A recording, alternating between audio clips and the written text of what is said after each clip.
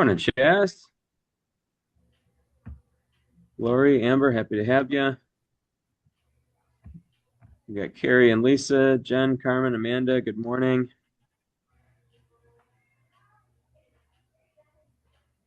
Happy to have everybody here today.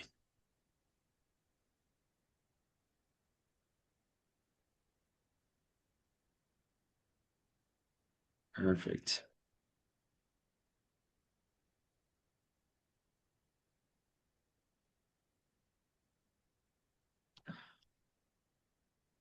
All right. Welcome, everybody. My name is Kevin McNicholas. I'm the school social worker for the Gillespie School District, and you're here with us for Mental Health First Responders today. Very happy to have everybody. Welcome. Um, Looking forward today to hearing from Betsey and Stacy from excited to hear about their services. I just recently she was telling me about some programs and degrees and stuff. Way happy to have you here today. Thanks so much. Hi, everybody. I'm Betsy. I live here locally in Macoupin County. This is my coworker, Stacy. She's here to pick up whatever falls out of my brain as I go through this. But I'm excited to tell you guys a little bit about Grand Canyon University and what we have to offer. Right now, we are here just to support educators and schools with professional development and some degree programs. And we are really trying to grow our behavioral health industries. And right now, we have bachelor's degrees for 32% off for behavioral health, which is just kind of crazy. People are getting their degrees for, under $15,000. And we have a ton of master's programs as well. I just like to share a little bit about Grand Canyon. It's been around since 1949. We started as a teaching college, but we are our area here is 100% online.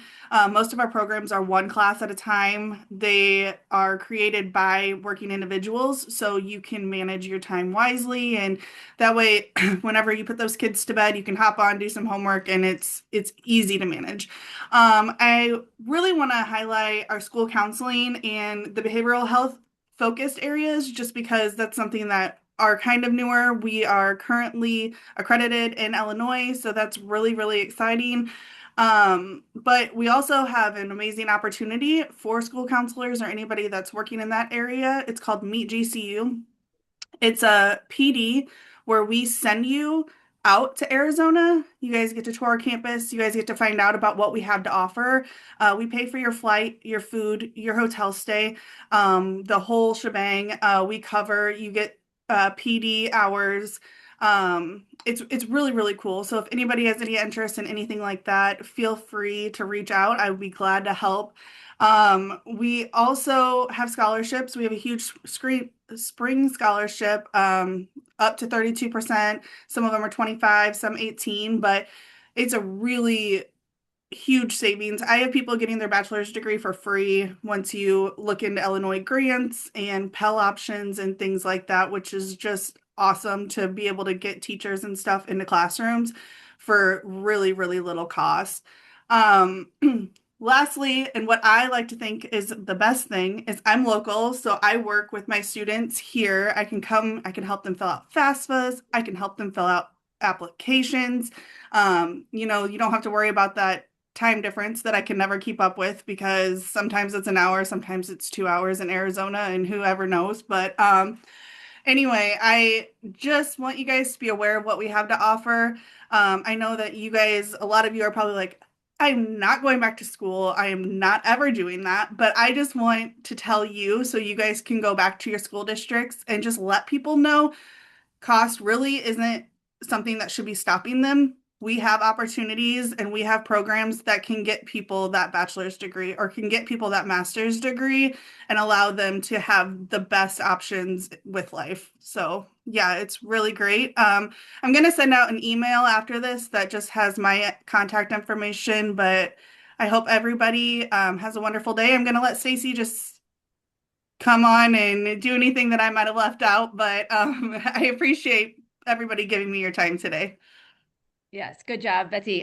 Yeah, so Betsy being local, she can visit your schools and do kind of the same little ditty that she did right here to staff at schools.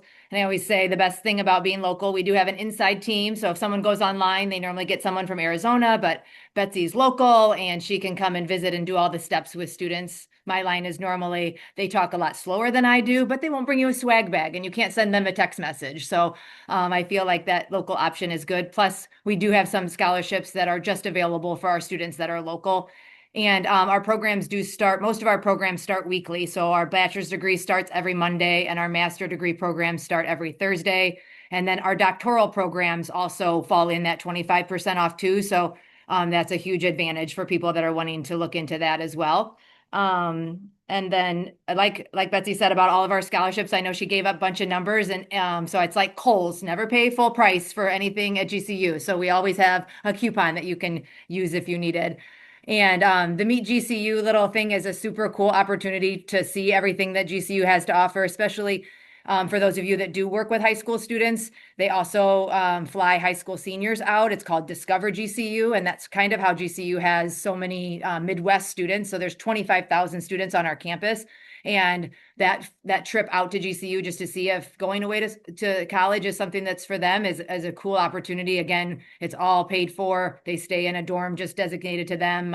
Both my sons did it. One son ended up going there. There's no out-of-state tuition at GCU. Across the street at ASU there is, but GCU there's not. So that's a perk of GCU as well. But yeah, it's a great opportunity. And one last thing for those of you that are working with high school students, we dual credit obviously isn't available in Illinois for an out-of-state college, but they can take college credit with GCU for just $52 a credit hour. So like I have, my son is taking one right now, and it's $330 for him to take a speech class at GCU online. And again, Betsy can help get them started with that as well. But that's also a nice thing for high school students, or even taking a class maybe that's not offered at the high school. They could take it through GCU. I had one private school do that, and they just had like an accounting little sequence, and they offered some accounting classes online. And again, the same cost for that. So that's a really good thing too. But that's all. So Betsy's your guru for GCU. So if you need anything, reach out to her. And I hope that, again, you guys have a great day. And thank you for allowing us a few moments to chat. Yeah, I did put my contact information in the chat if anybody has any questions or wants me to send them any flyers after this. So thank you all so much. And thank you both, Betsy and Stacy. I will give a shameless plug to GCU. Not only, Betsy, it's always nice to see you at our schools. We typically see you a couple of times a year, and I know you've been to a number of our conferences. And Stacy, I know I've seen you around before too. I took 4 classes through GCU. It's probably 8 or 9 years ago. First online classes I ever took, and for pay scale purposes. And schools, those folks in schools know that we're able to receive a pay bump based on how many hours we have after a bachelor's or after a master's. My 4 classes I had done, I think, in maybe 3 months. And it was just finish one, start the next, finish one, start the next. A lot of it was work at your own pace and all of that. And it wasn't inordinately difficult. It was good and applicable hands-on info. I did one on trauma. I did one on crisis response. I mean, it was stuff that was relevant versus just a bunch of busy work. So for me, I really, really appreciated that because it was stuff that I was doing and needing to learn and brush up on as a school social worker. I'd been in the field 15 or so years at the time, so my memories of my undergrad and grad education were a little more distant at that time. So I was happy to do it, and like I said, really terrific. Worked with my schedule and was not extremely difficult. They were not clearly not weed out classes, but I really derived a lot from them. So highly recommend. Didn't get a degree there, but hey, if I go get another one, you guys will be my first call for sure. Thanks, And we do Kevin. have a I lot appreciate it. of graduate certificates too. So kind of probably what you were doing maybe, or but they kind of bundle classes together that also allows you to use financial aid and then a little bit of a scholarship as well. So those graduate certificates are nice for people that have their masters but just want to keep moving over in those lanes. Probably like 25 or so different programs in all different areas. So yeah, those are good too. But thank you for that. It wasn't a shameless plug. It was great. Absolutely. Now, happy to do it. Very happy to do it. Folks, any questions for Betsy or Stacy?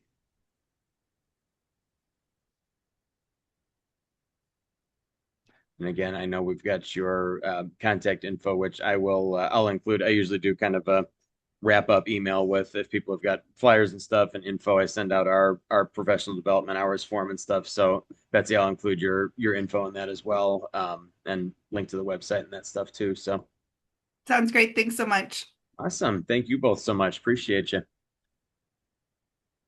All right, folks, I am going to share my screen here. I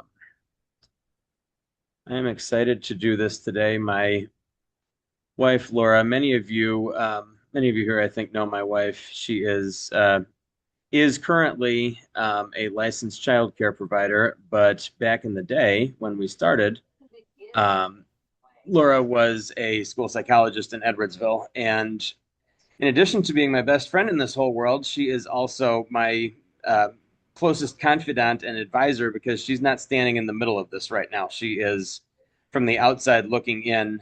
When our third child was born, I'll click forward my slide. That's Laura there holding our dog. And then our kids, Ellie, Jeremiah, and Micah in front. When Micah, our youngest, was born, Laura decided we're paying to work and there's no sense in this anymore, because one of our salaries was going for child care and before and after school care and all of that. So we ended up, she decided to start a state licensed child care, which has been an absolute godsend for our family. But Laura and I have also been able to collaborate on stuff that we would not have otherwise had the opportunity to. So, and if she were here, she'd be shaking her head at me that I was talking about her so much in doing this. But this presentation was her idea, and she did a ton of the research for it. And we were I was excited to be able to collaborate with her on this, because, again, we don't often get the opportunity to do so. So that's my slide, a little bit about me. I'm sure all of you have read it by now.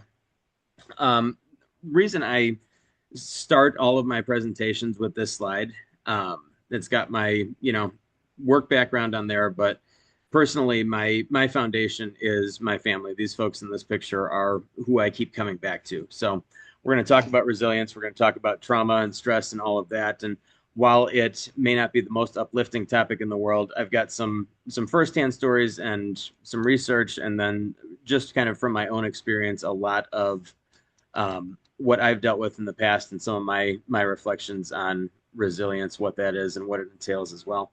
And I think to be resilient, you have to have good people around you ultimately, which is the other reason I start with this slide. What is resilience? Obviously, you can read this. I'm not going to read it to you, but please recognize resilience is a noun that is going to be significant later in the presentation as well. The ability to recover from or adjust easily to misfortune or change. I love this definition because it has a couple of other words that need defined in there as well, but recognizing that that it's bouncing back from bad stuff that's happened to you. That's how I explain it to my students here in Gillespie. Want to start with this video. I like this one.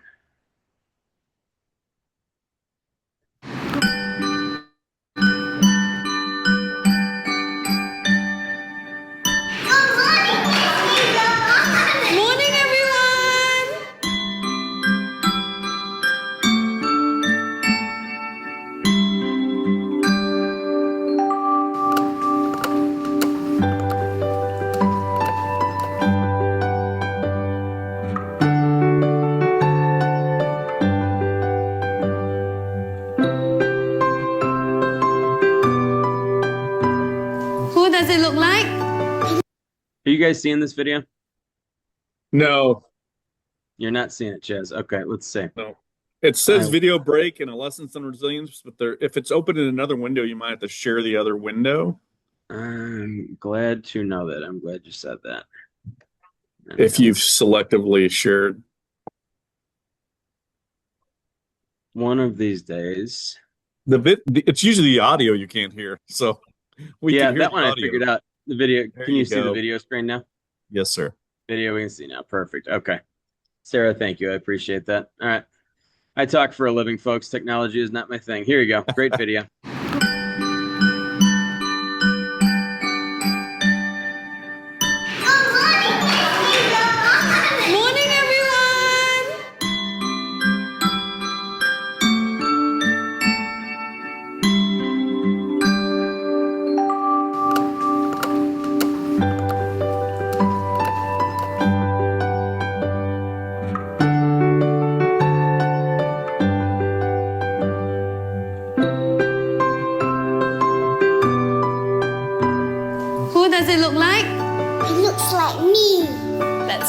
right. I want you to do everything that you can to knock your toy down.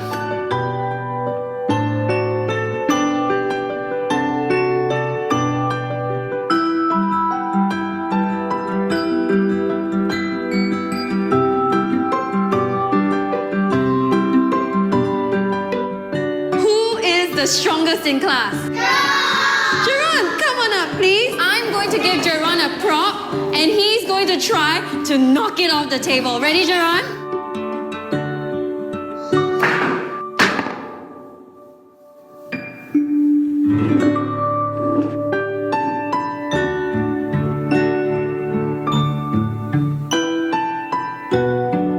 Okay, children, who can tell me what it means to have resilience?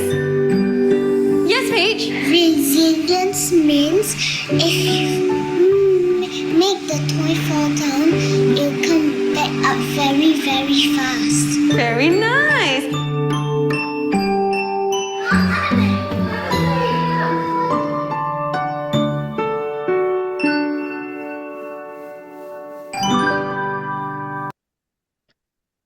All right, I thought that was a cool video.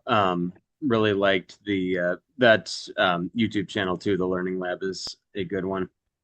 Um, Perfect.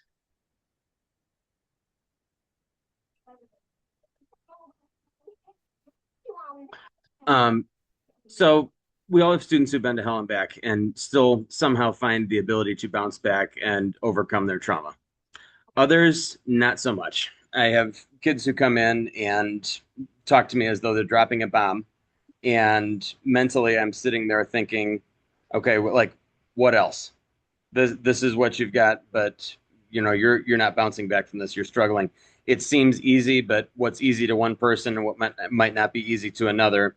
But we have some students who approach the smallest of challenges as though they're facing the greatest of mountains. So the question, what's the difference between these two types of people? Some bounce back, no problem. Others are extremely fragile. As we go along, though, that's our question that's guiding all of this. I have several models. If you Google resilience models, there are about 200 of these online, but I'm certainly not going to go through all 200. You're welcome. This is Prince Embry, personal resilience. Their concept is the sense of mastery, the self-perception of competence, which I think self-perception is important because some of the most confident people I know, they see it in themselves. They may not outwardly look like that. They may not, they may not seem like it, but if they have that belief in themselves, the emotional reactivity, speed, and intensity of a positive or negative response, and then a sense of relatedness to be able to engage in positive relationships. And I think there again is that self-perception. That to me is the main takeaway. The sense of mastery, we're all good at something. Emotional reactivity, how we respond when we're young, because very much that's going to shape how we respond as we go along. If we learn this and are able to manage our feelings, etc., when we're young, it's going to make more sense as we get older. And then how we perceive our relationships. Do we feel like we have strong friendships, like we are plugged in, or if we feel like we're isolated as an island? So in essence, the takeaway from this is the self-perception, how we see ourselves. And then our resilience is very strongly influenced by how we view our ability to act, not how we act, but how we view it. And then also we see our influence by others to shape our self-perceptions as well. This is the University of Illinois Urbana-Champaign. Laura and I met, got engaged, and got married there. So when I saw that they had their 8 dimensions of wellness and personal resilience and wellness being so closely related, I did want to throw that in there. But they look at it from all of these different domains, the domains of spiritual, mental, environmental, physical, social, emotional, vocational, and financial as being interrelated in order to, if you have these in balance, within these domains. And I think that personal wellness is the main takeaway, as the domains do overlap with one another. Each supports the other. And for those of us I know in education and social services, we've heard a lot about Abraham Maslow and his pyramid, the concept of self-actualization being very inherent to these 8 domains as it relates especially to resilience and personal wellness. The Hansen model, I love this guy's name, Sven Hansen. I have not met a Sven firsthand, but we've got Sven Hansen in here with his individual resilience model. And it's an integrated model. So he looks at this not only as personally, but also in terms of organizations and communities, courage, creativity, connection, and then bounce as being the four domains of this. And he sees it as a flow. He calls resilience being a performance supply chain. Ultimately, we learn and develop the capacity to create a desired performance outcome. So this is more from a behavioral perspective rather than from a personal perspective. Hang on, we got a question in here. No, I was being silly. Sorry. I didn't think you'd see it. Well, especially with Hanson, Chaz. I like that. Every time I do this presentation, I'm gonna have that song playing in my head when we You're welcome. when we get here. Thank you. Much appreciated, my friend. Much appreciated. But we all have personal bounce anchors. There's that song again that allow us to bounce back from stress. And I think that's key is not what it is that hits us, but it's how we bounce back. You know, we can keep getting hit and keep moving forward, keep bouncing back. So aligning our thinking and our hearts, our mind and our hearts, our thinking and our emotions and our body, we develop the capacity to create what Hansen calls a resilient outcome. So he sees resilient people developing as a set of coherent mind, heart, and body conditions or connections, which then frame our responses, which I do think is a key. And a lot of what we're going to talk about as we go forward is framing our responses. It's how we see it. It's how we perceive it. The Kalidu model, also quite a few building blocks of personal resilience there. Making connections, moving towards goals, self-discovery, nurturing self-esteem, accepting and managing change, maintaining hope and positivity, keeping things in perspective, taking care of oneself, taking decisive actions, and seeing crises as surmountable problems rather than insurmountable, which I think all of those are key. And again, this is another kind of overlapping sort of model. Again, using our personal qualities and our choices to be able to build that resilience. The key takeaways from this one, this school of thought, is our personal qualities that are within our control. And I think that is key because a lot of people who are not resilient are either trying to control a lot of the wrong things or are not surrendering control of things. It's just when we're stressed, we're grabbing at anything we can grab at. So what we focus our control on impacts our resilience across settings. The interconnected dynamic areas allow us to grow as individuals.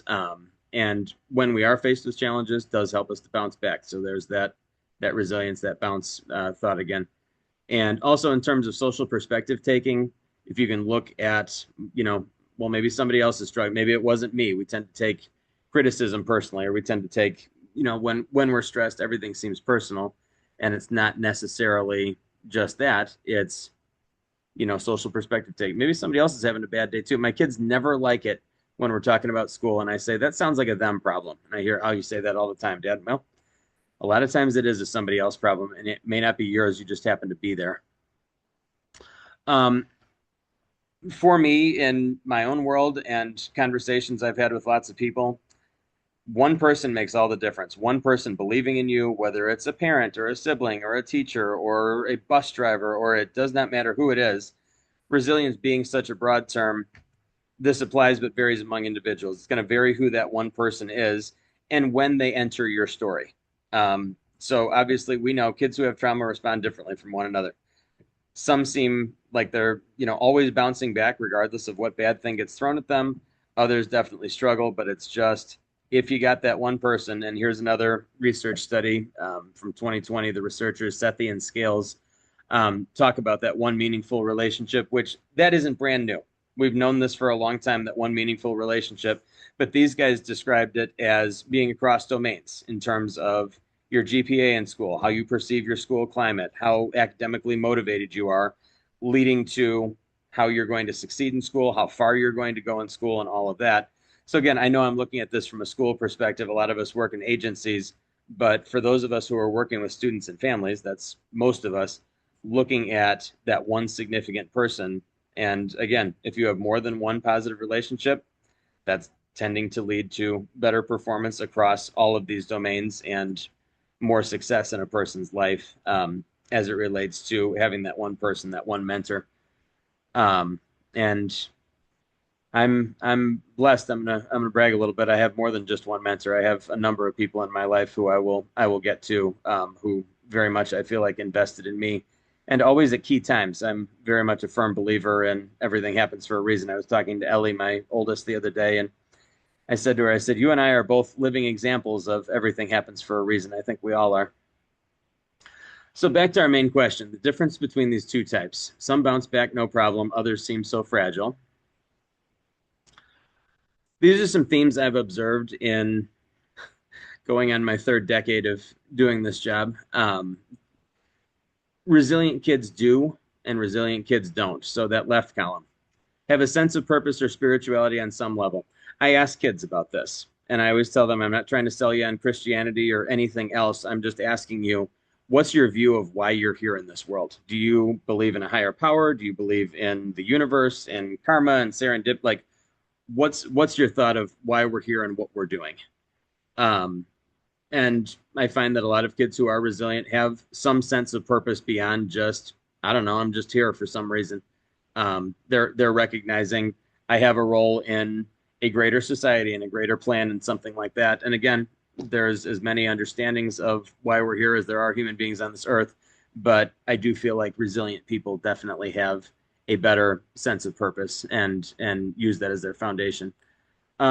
Resilient kids also learn from their own and others' mistakes. I've had a lot of students tell me, you know, I've seen my parent do this or my uncle or my older sibling, and I don't want to do that. That didn't go good for them, so I'm not going to go good for me. I was at a meeting one time, and this old timer gets up and says, I learned the hard way. And he pauses and he goes, come to think of it, I've never known anybody who learned the easy way. And that's also kind of true, but if you can pick up a few things from your own mistakes and a few things from seeing other people so as not to make more and bigger of your own mistakes, and that's a conversation I have with kids a lot too.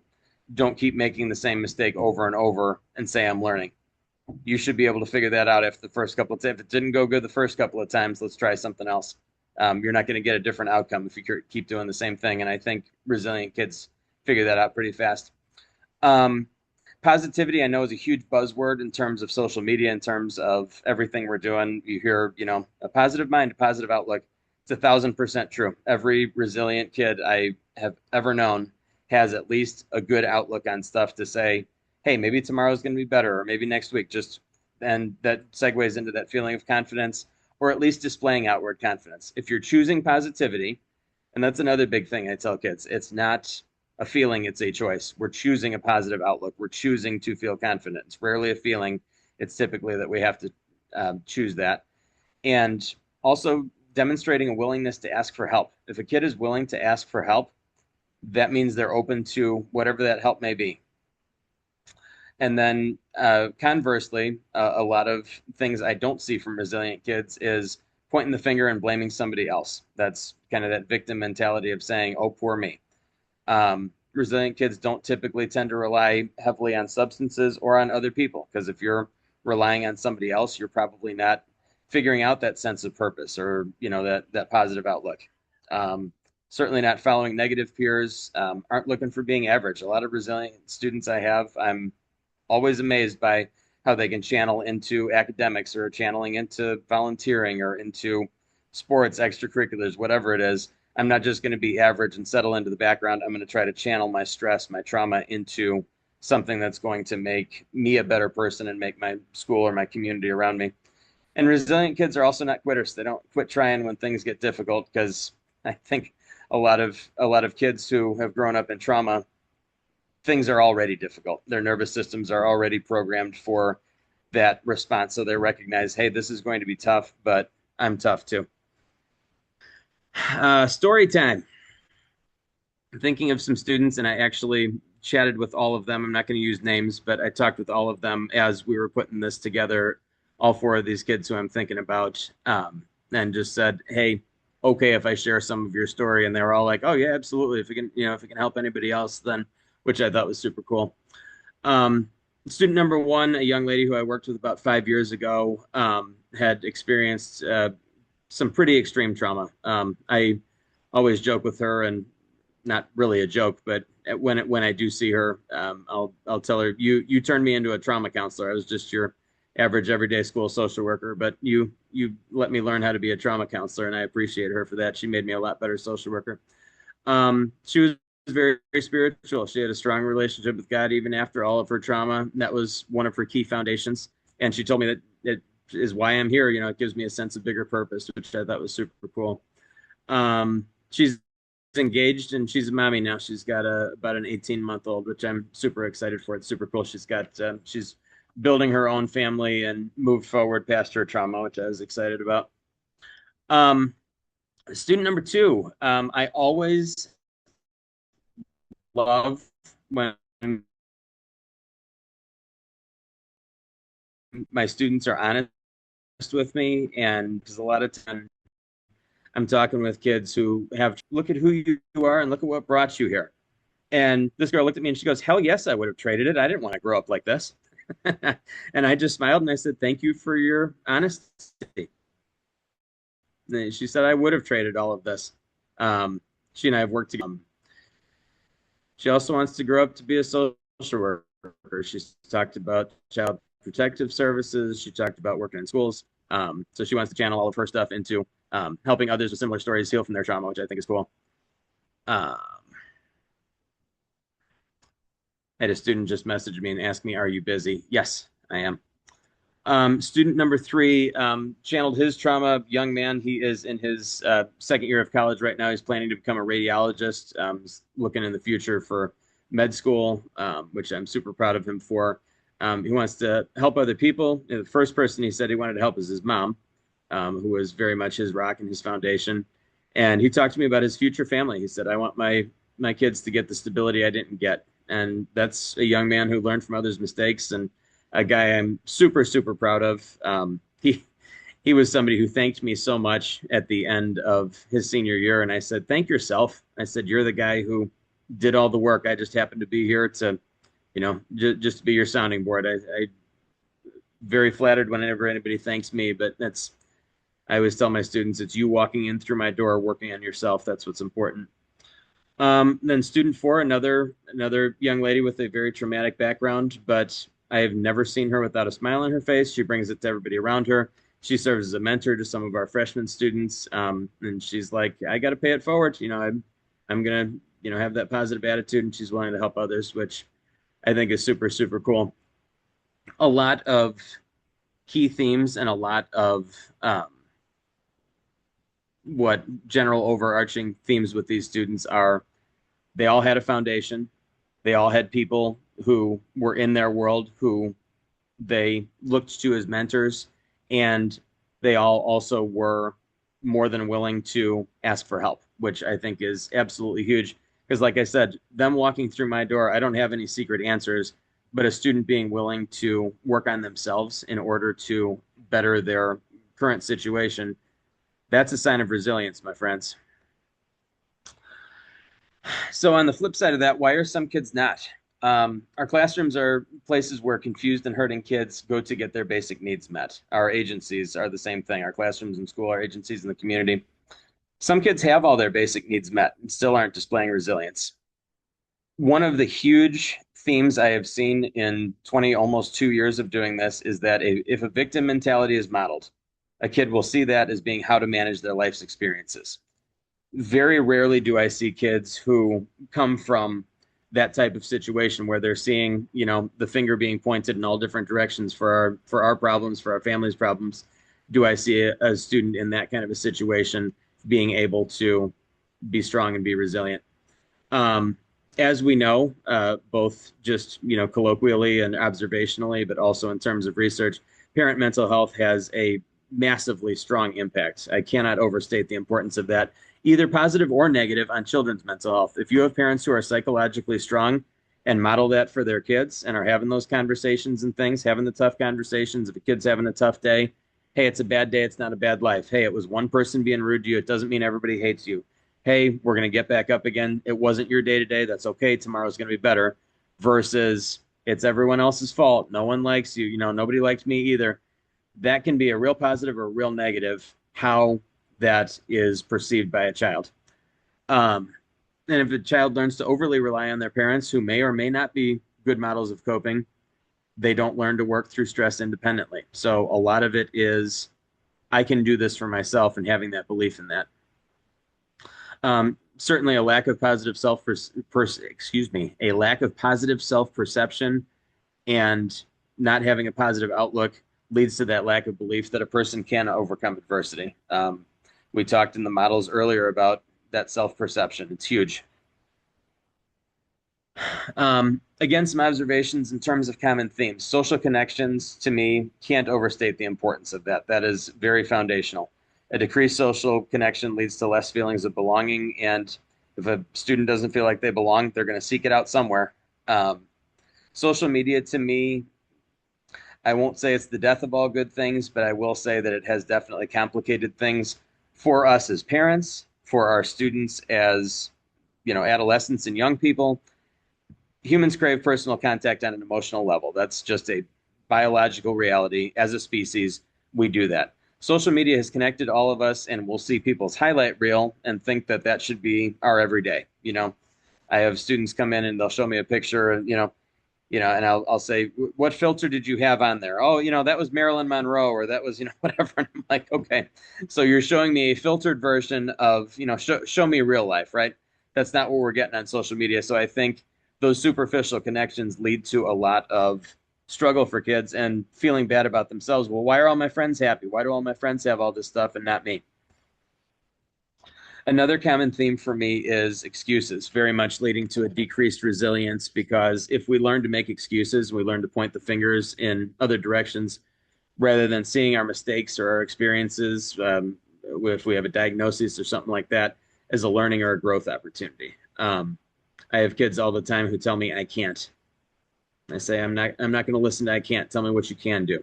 Tell me I'll try. I don't want to hear about I can't, because we can work through a whole bunch of things, but if you're going into it with the mentality of you're not able to, we're not going to get real far, unfortunately. And I talk about the cycle of poor me right here. If we're not learning a positive action, or at least some positive steps we can take, the cycle of poor me tends to perpetuate. A big thing I've talked about frequently with my students is give 1%. 1% is better than 0%. If you don't feel like getting up and showering this morning, wash your face. If you don't feel like, changing out of your pajamas, put a hoodie on over your pajamas. I mean, give me 1% rather than give me 0%, so you don't have an excuse. And then the next day, okay, well, my 1% was okay. Let's try for 2% or 5%. Another huge theme, very much a segue from that last one, we go from excuses to a lack of accepted responsibility. Kind of, Chaz, I'm getting some hearts. Thank you very much. That lack of accepted responsibility, I think, is big in terms of our feelings and how we manage those. We all have them, yes. Not everybody is able to express them and express them in a healthy manner in reality. Another hard thing, too, is, and my kids never love when I have this conversation, everybody else has feelings, too. And maybe somebody in class was having a bad day when they said that rude thing, or when, we're only just human. And I tell my high schoolers this, my middle schoolers this a lot. Growing up and going to high school in the 90s is a lot different from growing up and going to middle school and high school right now, because there's just a lot more pressure and society has a lot more stress in it, again, for a variety of reasons. But I do think that a lot of what's thrown at kids now, I mean, in terms of social media, in terms of a lot of other stuff, is just, it's next level. And kids, our technology is evolving faster than our brains are. We've created something as a species that has evolved faster than our brains have. And I think the end of this lack of accepted responsibility is, just because I deal with or dealt with this thing, whatever this thing is, it doesn't give me permission to do that. Just because I dealt with trauma doesn't give me permission to perpetuate that with my kids. I talk to students all the time, and I love to use the phrase, if you don't deal with what you got, you don't heal from what hurt you, you're going to bleed on people who never cut you. You're going to wrap up all of your issues and hand them on to your kids or to your spouse or to your significant other. Just because you dealt with trauma doesn't give you permission to continue to perpetuate that. We're going to work on it. We're going to get through it. I was presenting to our seniors in psychology class a couple of weeks ago, and I had a student ask me, "So is it nature or is it nurture, Mr. McNicholas?" And I said, "It's a little bit of both." But I do feel like experience can beat genetics in a lot of respects because, again, I just had that slide of a whole lot of kids who, were working, they were building that foundation of resilience to overcome the nature, overcome the stuff that happened, and the nurture. While we may not be born with it, we can sure learn it and practice it. But if it's modeled for us, if we commit to practicing it, if we feel supported and cared about, chances are we're going to be more resilient. But I tell students it's a practice, and rent is due every day. It's something that we have to work on every day and get up with that mindset. I know a lot of people will put positive affirmations around their mirror in the morning, or will have, be listening to positive music in the car or something like that on the way to school or on the way to work. It's something that is a daily practice. Got another video for you guys. Let me stop sharing this and we'll put this up.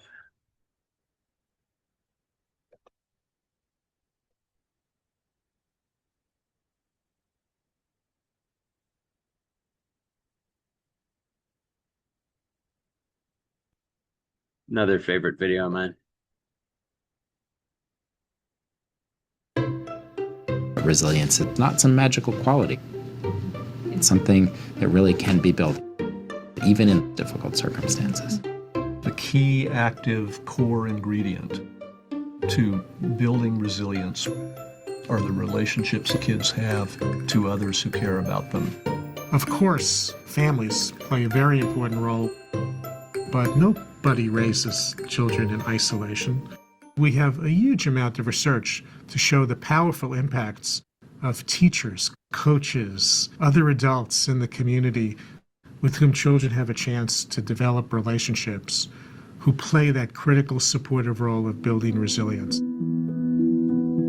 As a result of responsive interaction, children build simple skills of coping and adapting. How to stop crying, how to regulate your behavior, being able to defer gratification.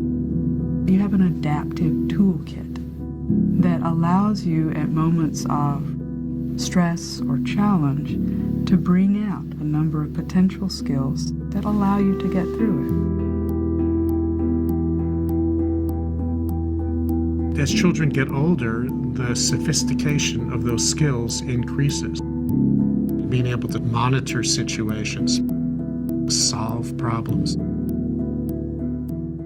The way we as a society can nurture the development of resilience is to help communities to pay more attention to building the capabilities of the adults who care for children and provide the supports they need to tip the scales toward more positive life outcomes. And then when communities say, we want to be an active part of crafting the solution to really understand what's necessary to produce the resilience, that's when the ball gets rolling. Resilience building, capacity building, is really in everyone's interest, and everyone reaps the benefits when we do that well.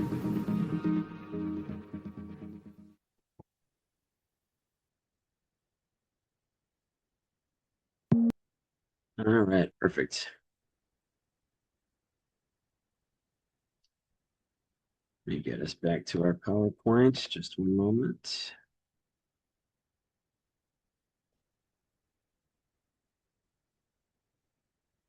Perfect. So to start to wrap up here, how do we learn to bounce back?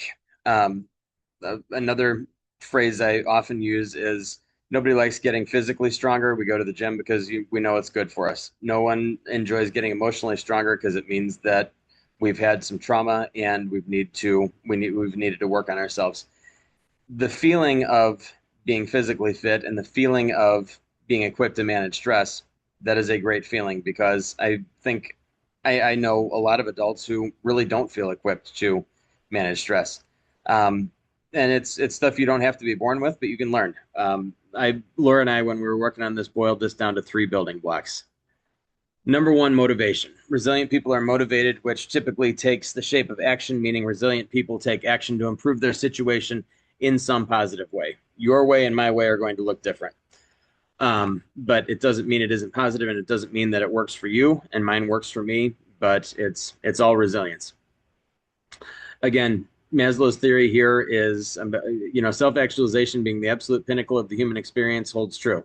And it also holds true that we can't climb that ladder and get to the top of that pyramid, or whatever analogy you want to use, if we're not practicing self-care, if we're not working on our personal wellness, if we're not continuing to work towards being resilient.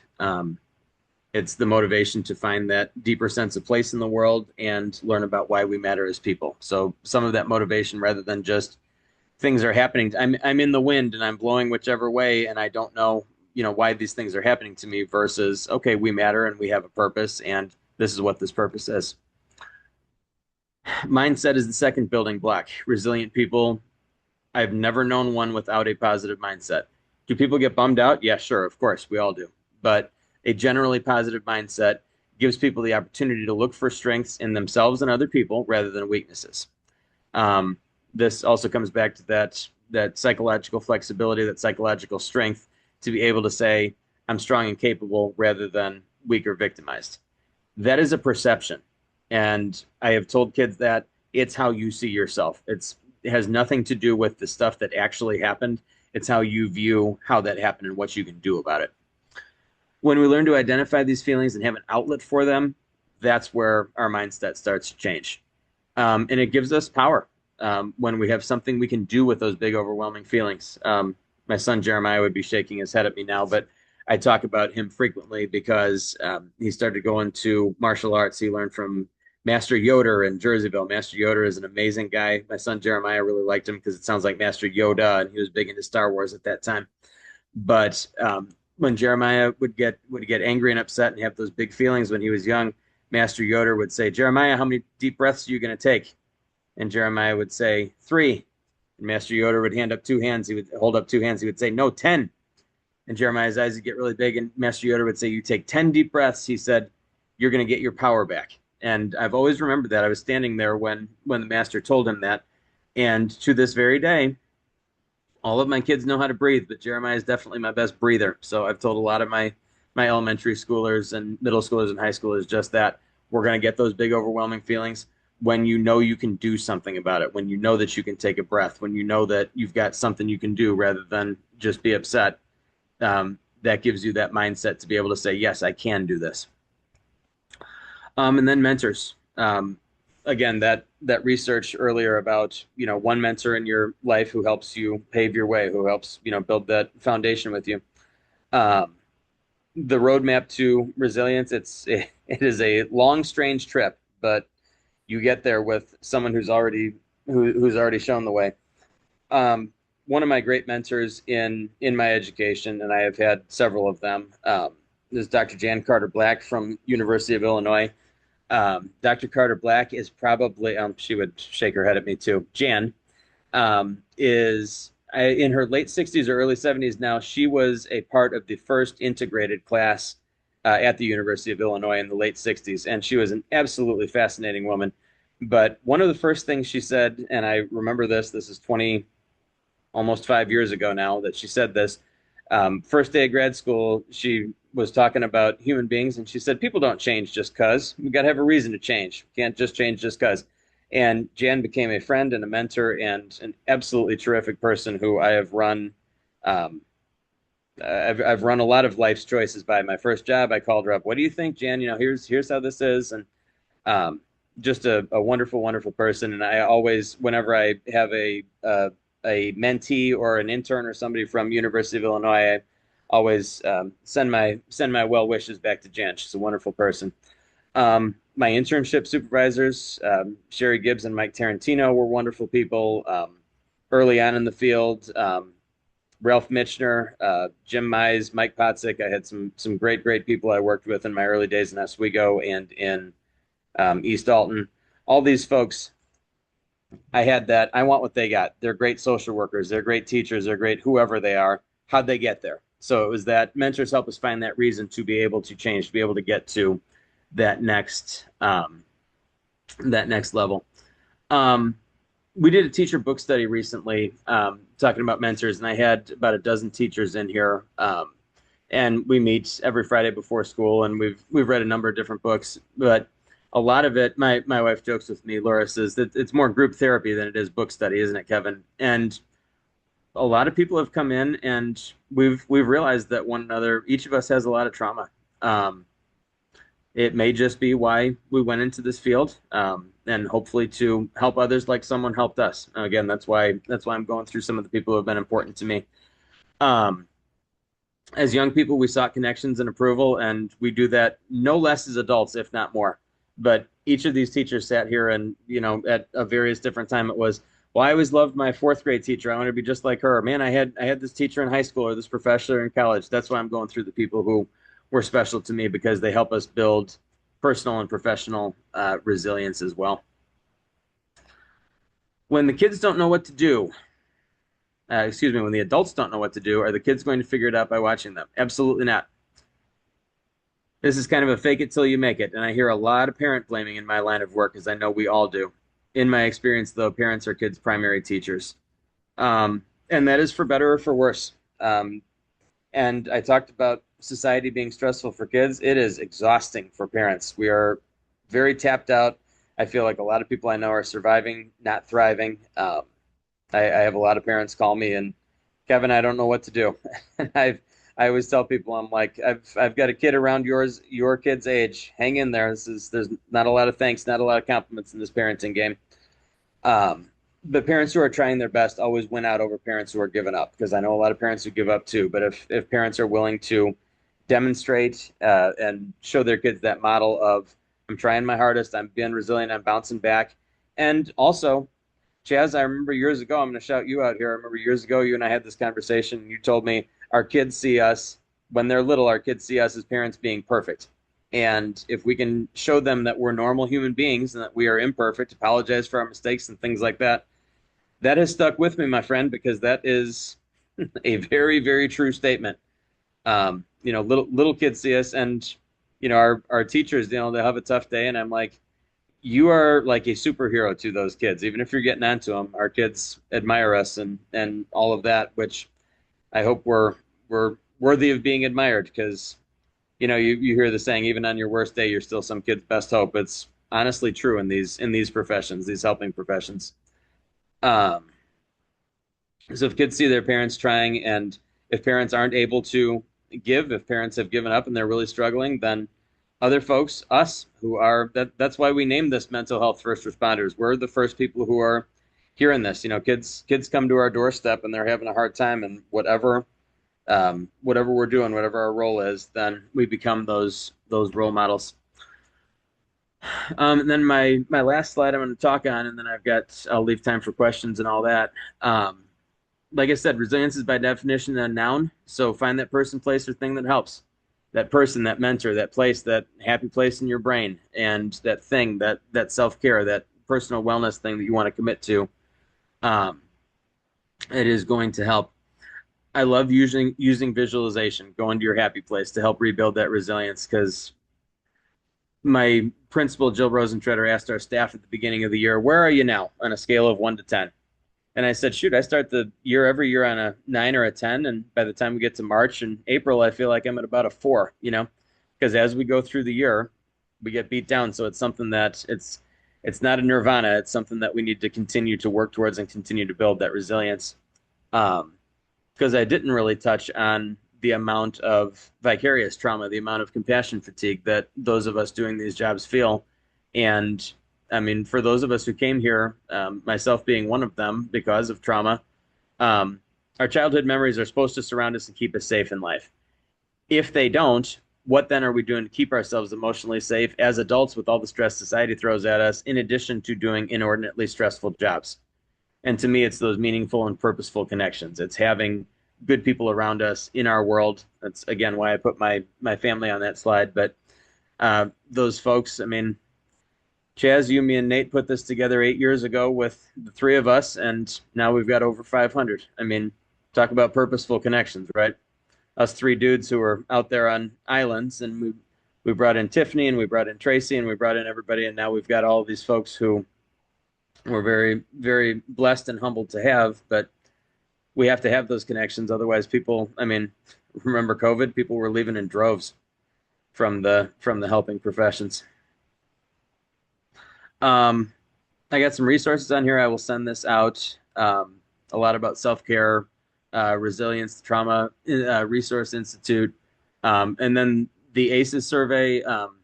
That is resilience in terms of youth development, but I would argue that those of us who work with young people who have dealt with trauma, we could probably vicariously have experienced all 10 of the things on that survey as well. And then my work cited there. So thank you, everybody. Chaz, any thoughts about that? I know you've been here. I know you got a lot to say about this because this is an area I know you know a lot about too. Well, I've got a lot to say about everything, and most of it's wrong. But I think your point on, I loved how you talked about talking to the kids and saying, okay, just don't give me nothing, give me a little bit. What can you give today? Kind of thing. That used to be my motivator for going to the gym. Is like, man, I don't feel like going to the gym. And I thought, well, go have a bad gym day, just go and just fake it, like fake it. Just don't work hard. Don't do anything. And some of those gym days were the best, right? They turned out great. So, I mean, and I've said this, my small person has just entered the field here from a half day of work, what we call school. And yeah, I mean, like you said, you have to show people that realness is failure, and you don't learn much from success. Success is a product of learning from failures. And I think with kids, it's important for them to know that, you don't really like school right now. Well, go and, you just get it done. You don't have to, it doesn't have to be perfect. You don't have to get straight A's. When you want to do it for yourself, that's when you'll make the effort. So yeah, I appreciate what you said. I appreciate you too, my friend. I think we need to have t-shirts made that with that quote you just gave, success is a product from learning from failures. When something's gone well, I don't think twice about it usually. I might be like, oh, cool, awesome, thank you, and then that's that. But it's the failures or the things that don't go well that keep us up at night. Yeah. I mean, I'd rather have somebody on my team who's struggled and, had a difficult time getting, like on my sports team or something, had a difficult time doing something than somebody who it's worked out for them all at once. Because when it doesn't work out, then they don't know what to do. So, Absolutely. you get it right the first time. Well, lucky you, but do you know why? Do you know how to, be consistent? Do you know, what else is not going to work? So. It's really true. Really, really true. Lisa just received your message. Thank you so much. I'm happy that if any of this is helpful, I will share I'll share the PowerPoint as well. Chaz, thanks for following up on that as well. I do appreciate you as always. Anything going on at Lincoln Prairie at the moment that you want to share? I know I sent that out, or you sent that out yesterday, also about resilience. Good timing. Yeah. Brazil is getting a lot of shout outs right now because I swear it sounds like half the time I think people are saying Brazilians instead of resilience. So we have that speaker from Prevent Child Abuse, and I think that's going to be good. I like all of our speakers to varying degrees, but I think this one's going to be really good. Awesome. Looking forward to it. Yeah, I'll also shamelessly plug Lincoln Prairie's professional development. I feel like that is second to none. I try to get on every month I'm able, and unfortunately had something come up for the last one. So looking very much forward to. It's just 2 weeks, I think, isn't it? The 7th, if I have that down right. I just registered for it yesterday. I don't know what month is it right the now. The 7th at 10. April. It is currently March. I've got April 7th at 10 o'clock. Sounds right. For that, yes, we've got that sent out, and we can we'll send out another reminder closer to the time. Folks, any questions or thoughts on resilience? That's right. Merle got your message. Thank you so much. All right, here nothing hosting another of our co-founders, Nate Blaza, next month. He's doing a presentation on ADHD in adolescence. Looking forward to it. Folks, thanks everybody for being here today. So appreciate you. And hope some of this resonated. And like I said, we'll send out again, and we'll get this posted up on YouTube. We'll send out the PD forms for folks who need CDUs, and then CEUs, excuse me, and PD hours as well. So thank you all so much. And Chaz, we still doing 1 o'clock? 1 o'clock. Yes, we'll see you at 1. All right. Sounds Thank good. you, my friend, and thank you, folks. Bye, everybody. Thanks. Have a great day. Bye for now.